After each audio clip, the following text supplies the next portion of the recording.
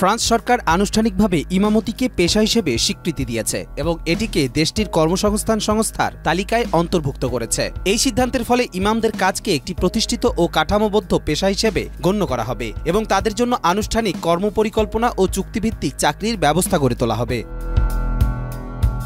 তুরস্কের রাষ্ট্র পরিচালিত সংবাদ সংস্থা আনাদোলু এজেন্সির প্রতিবেদনে বলা হয়েছে, 18 ফেব্রুয়ারি ফ্রান্সের স্বরাষ্ট্রমন্ত্রী ব্রুনো রেতাইও এই ঘোষণা দেন। তিনি বলেন, এটি একটি গুরুত্বপূর্ণ ও ঐতিহাসিক পদক্ষেপ যা প্রথমবারের মতো ফ্রান্সে ইমামদের ভূমিকাকে সরকারি স্বীকৃতি দিল।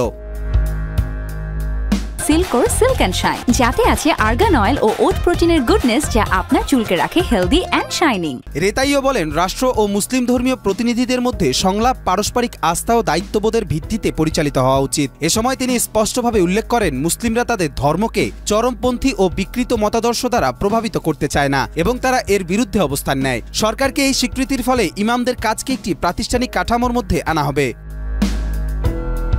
ফরাসি সরকার হাসপাতাল ও সামরিক বাহিনীতে কাজ করা মুসলিম ধর্মযাজকদের আনুষ্ঠানিকভাবে স্বীকৃতি দেওয়ারও সিদ্ধান্ত নিয়েছে। এর ফলে মুসলিম চ্যাপলিনরা এখন থেকে ফরাসি জনসেবা খাতের সদস্য হিসেবে গণ্য হবে। এর ফলে হাসপাতাল ও সামরিক বাহিনীতে মুসলিমদের ধর্মীয় আচার ও চর্চার জন্য আরও সুসংগঠিত ব্যবস্থা গড়ে তোলা সম্ভব হবে।